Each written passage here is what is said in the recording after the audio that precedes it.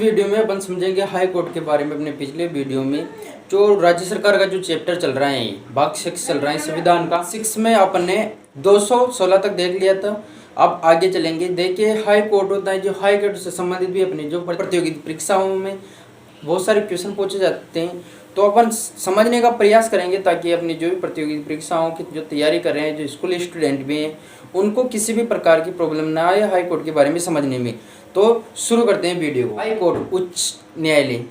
देखिए, उच्च न्यायालय मतलब हर एक राज्य में एक उच्च न्यायालय होगा, संविधान में कहा गया है हर एक राज्य में। तो इनकी स्थापना 1935 के भारत शासन अधिनियम के तहत वो हुई थी।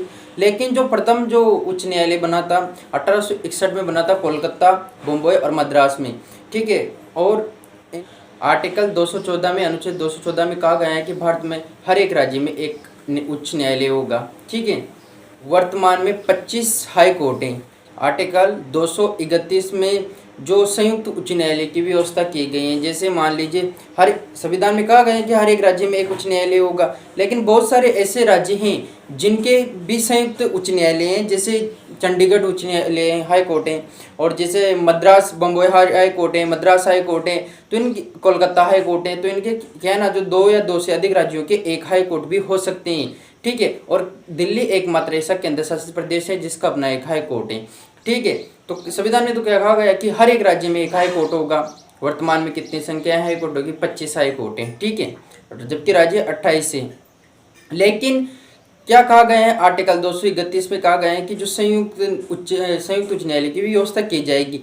जैसे मतलब मान लीजिए 2 या 2 से अधिक राज्य हैं, उनका एक उच्च न्यायालय भी हो सकता है। और जैसे चंडीगढ़ उच्च न्यायालय, बम्बई उच्च न्यायालय और मद्रास हाई कोर्ट है, उनकी भी ये व्यवस्था अपन वहाँ को देखने को मिल जाती है। आर्टिकल 230 में भी कहा गया है कि किसी भी हाई कोर्ट का विस्तार केंद्र शासित प्रदेशों के लिए भी किया जा सकता है, ठीक है। केवल एक ऐसा केंद्र शासित प्रदेश है दिल्ली, जिसमें अपना हाई कोर्ट है। बाकी जिनका विस्तार करके उनका हाई कोर्ट अन्य मतलब उनका विस्तार क्षेत्र हाई कोर्ट में हस्तांतरित कर दिया गया है। जो क्षेत्र आता है उनके जो मतलब 2 या 2 से अधिक राज्य वे केंद्र शासित प्रदेशों का मिलाकर एक हाई कोर्ट में भी हस्तांतरित है। जैसे कोलकाता हाई कोर्ट में जो अंडमान निकोबार द्वीप समूह थे उनके क्षेत्र में आते हैं, ठीक है। आर्टिकल 216 अनुच्छेद 216 में उच्च न्यायालय का गठन किया गया है। अब इनकी देख लेते हैं इनकी नियुक्ति कैसे होती है, उनको शपथ कौन दिलाता है, इनका कार्यकाल कितना होता है और इनकी योग्यता क्या है, सबके बारे में देखते हैं। प्रत्येक जो हाई कोर्ट है उसमें एक तो जो मुख्य न्यायाधीश होगा हाई कोर्ट का, उसके अलावा अन्य न्यायाधीश होंगे, ठीक है। लेकिन जो सभी राज्य हैं उनके हाई कोर्टों के जो न्यायाधीशों की संख्या बराबर नहीं है। संसद में पढ़ा था, सर्वोच्च न्यायालय, उच्चतम न्यायालय पढ़ा था, सुप्रीम कोर्ट पढ़ा था, तो उनकी संख्या को निर्धारित कौन करता था? संसद करती थी। मतलब उनकी संख्या को घटाना है बढ़ाना है, इसका निर्धारण कौन करती थी? संसद करती थी। लेकिन यहाँ ऐसा नहीं है। जो उच्च न्यायालय है उनकी संख्याओं का निर्धारण राष्ट्रपति महोदय के द्वारा किया जाता है, ठीक। न्यायाधीशों की संख्या उस राज्य में कितने केस आते हैं और उनकी जनसंख्या भार के ऊपर, मुकदमों के भार के ऊपर डिपेंड करता है। आर्टिकल 217 में कहा गया है कि नियुक्ति, पद को योग्यता और पद से हटाने की प्रक्रिया के बारे में आर्टिकल 217 में कहा गया है, अनुच्छेद 217 में। तो देखते हैं अपन इनकी नियुक्ति कैसे होती है। जो उच्च न्यायालय होता है उसके हाई कोर्ट होता है, उसकी जो न्यायाधीशों की नियुक्ति की जाती है राष्ट्रपति महोदय के द्वारा की जाती है।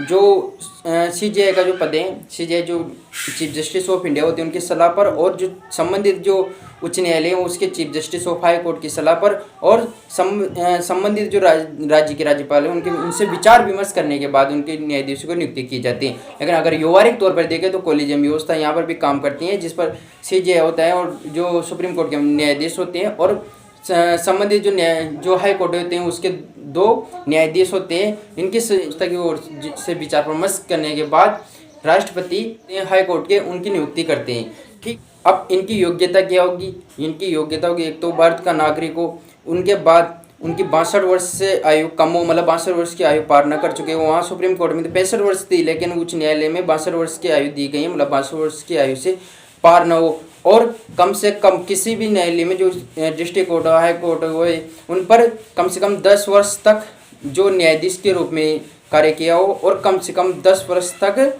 वकील के रूप में कार्य किया हो। यहाँ पर दोनों फिक्स है, कम से कम 10 वर्ष तक न्यायाधीश के रूप में कार्य किया हो या कम से कम 10 वर्ष तक वकील के रूप में कार्य किया हो।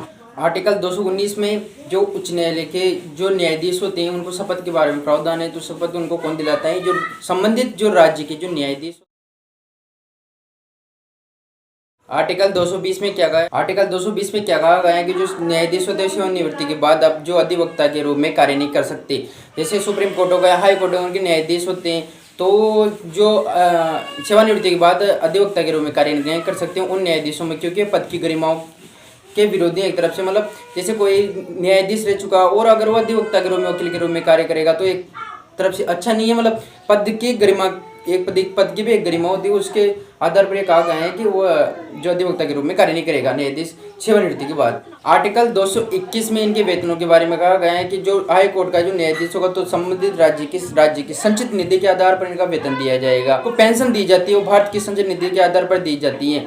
ठीक, पद पर रहते हुए इनके वेतनों पर किसी भी प्रकार की कटौती नहीं की जा सकती। आर्टिकल 222 अनुच्छेद 222 में राष्ट्रपति जो न्यायाधीश होते हैं सुप्रीम कोर्ट के, उनका हस्तांतरण कर सकते हैं, ट्रांसफर कर सकते हैं।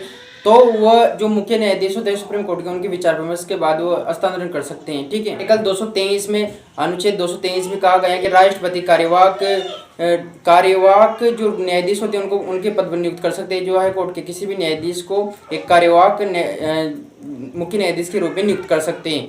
आर्टिकल 224 में कहा गया है अपर और अतिरिक्त न्यायाधीश, मतलब ऐसे न्यायाधीशों की कमी महसूस हो रही है उस किसी भी जो उच्च न्यायालय है उसमें, तो राष्ट्रपति, भारत का जो राष्ट्रपति होता है वो सुप्रीम कोर्ट के मुख्य न्यायाधीश की सलाह पर इनकी जो अतिरिक्त जो न्यायाधीश होते हैं उनकी नियुक्ति कर सकता है। कोई कार्य में वृद्धि हो गई किसी उच्च न्यायालय में, तो ऐसी स्थिति में वो अतिरिक्त जो न्यायाधीश है उनकी नियुक्ति कर सकता है, जो सीजे होते हैं चीफ जस्टिस ऑफ इंडिया, इनकी सलाह पर। ठीक है, राष्ट्रपति महोदय कि न्यायाधीशों को कैसे हटाया जा सकता है। जैसे मैंने सुप्रीम कोर्ट पढ़ाया था तब बताया था कि जो इनको असमर्थता और कदाचार के आरोप पर इनको हटाया जा सकता है। मतलब जैसे कोई संविधान का उल्लंघन हो रहा हो इनके द्वारा, या फिर कदा या असमर्थ हो उस पद पर रहने के लिए, तो इनका हटाने की प्रक्रिया संसद में लाई जाती है। दोनों सदनों में, लोकसभा में लाई जाए तो 100 सदस्यों के हस्ताक्षर हो सके उस प्रस्ताव, और जो राज्यसभा शुरू किया जाए तो उसमें 50 सदस्यों के हस्ताक्षर जरूरी है। संबंधित सदन का सभापति और अध्यक्ष उस प्रस्ताव को स्वीकार करने के बाद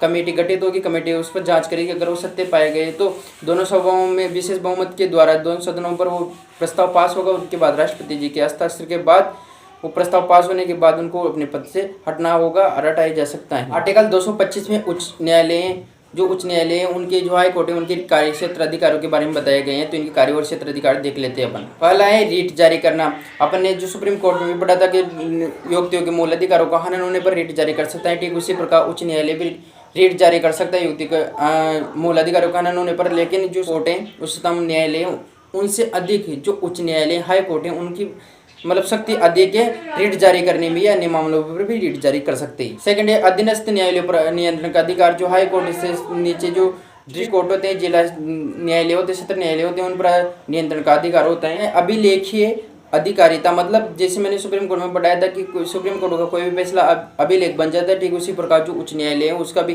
फैसला अभिलेख बन जाता है, एक पत्थर की लकीर बन जाती है, एक कानून के रूप में कार्य करते हैं अपनी निचली अदालतों की। पहले अधिकारिता, जैसे सुप्रीम कोर्ट में कोई भी व्यक्ति अपील कर सकता था।